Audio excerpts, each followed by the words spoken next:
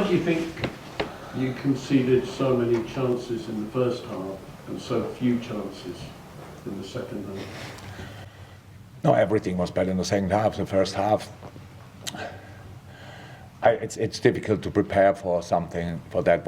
What Arsenal did tonight for the full 90 minutes, pretty much, I would say, but especially in the first half, the different setup with Havertz and Odegaard, more or less double 10. It was a 4-2-2, wingers wide, massive threat. So we had a few days' time to prepare for a difficult game, and obviously with a slightly different team, and in the last second Virgil couldn't play. That didn't help. Timing was bad in the first half for pressing, for pretty much everything in the first line. That makes it tricky for the midfield, and nearly impossible for the last line. So we had to defend deeper and had to block balls and stuff like this. But that's in football as well. Then you have to show desire, passion, these kind of things, and determination, and that's what the boys showed. And then we changed obviously as well quite a bit, and that caused then Arsenal problems. That's how football is. These little parts, you cannot be always that influential. But as little influence I had in the first half on what they did, I would say as little as the influence for Mikel in a moment like that. And we used now the information from the first half and tried to do better, and did much better. So everything was better. And then we created step by step. We were more in the game. We had our chances. We defended them better. How it is, the home game is actually an advantage.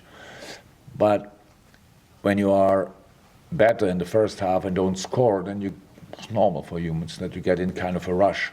So it barely gets better, or usually doesn't get better in the second half. So it's just if you don't score. And we felt more and more comfortable in that game, and scored from a corner an own goal, which is obviously not cannot plan that. And had then chances to score earlier, but scored in the last second, which is fine as well, and we are really happy. You all know, cup competition is not about being the better team, it's about winning the game. And we had in the second half much more good moments and deserved the next round, but of course we could have lost tonight as well, that's clear. Congrats on the win. Thank you. For you to come down to a difficult ground today without the likes of Salah, Endo and Van Dijk, how impressed were you with the rest of the squad and with the players playing and rotating in different positions, and with them also helping the academy graduates like Conor Bradley and Jurgen Klopp when they both came in the last 15 minutes of the game? Well, I definitely don't like it. It's not you, but it's like everybody's like that. Wataru Endo was not here tonight. Dom Szoboszlai was not here tonight. Andy Robertson was not here tonight. Kostas Tsimikas was not here tonight. Thiago Alcantara was not here tonight. Stefan Bajcetic was not here tonight. Joel Matip was not here tonight. So that's a really good football team we missed.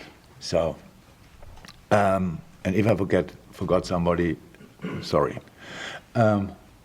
So football is like that. Sometimes you have them all available, it's pretty rare, and sometimes you don't have them available. And I'm super happy. That's why I said first half you could see didn't click.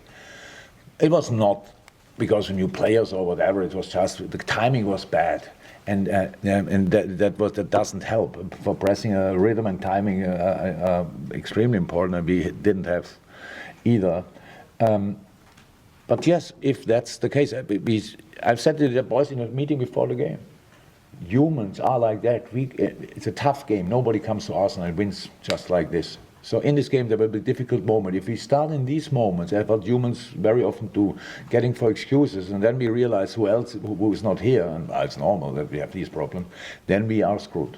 So, but if you know these kind of things, you can avoid it, and that's what we did. The boys enjoyed the game. At least in the second half, and that's really cool. And staying in a game that looked in the first half like that, then growing into a game is a pretty special thing to do, especially in an away game. And so I'm really happy with it, with both halves then, because we can learn from both. Jurgen, congratulations. Thank you. Having listened to that list of players that aren't here, and Arsenal obviously got injuries and people away as well, but they filled in a relatively strong side. You played them twice in 2 weeks, drawn with them and beaten them. Can we read anything at all from that into the title race? No. I can't. That doesn't mean that nobody can, but I can.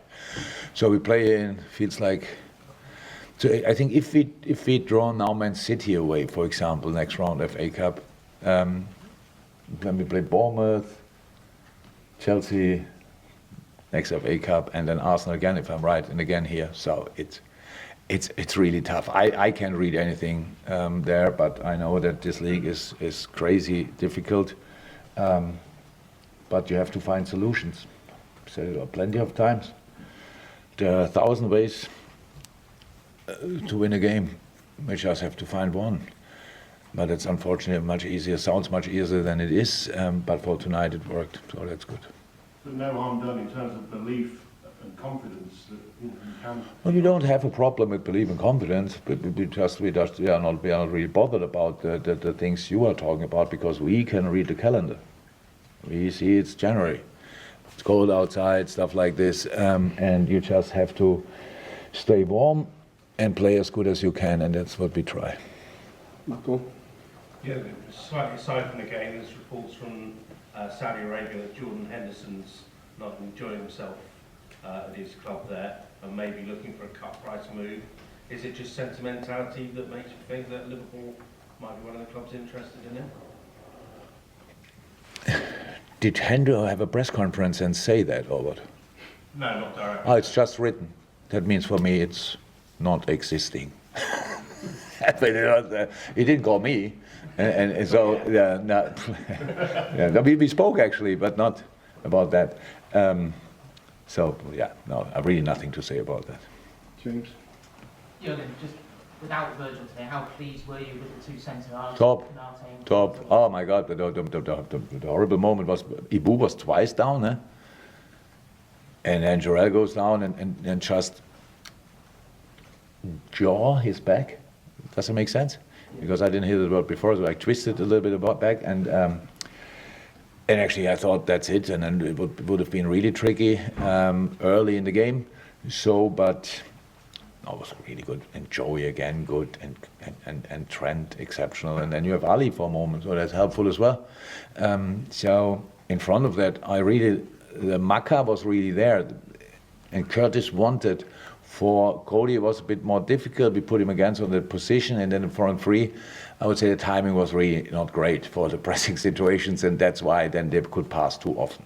But it was difficult, so we tried to prepare for everything. Did I prepare for a double 10 and high winger? No, so more my fault than the boys' fault, and we had a half time to see it, to watch it, to learn from it. In the second half, we said that was much better.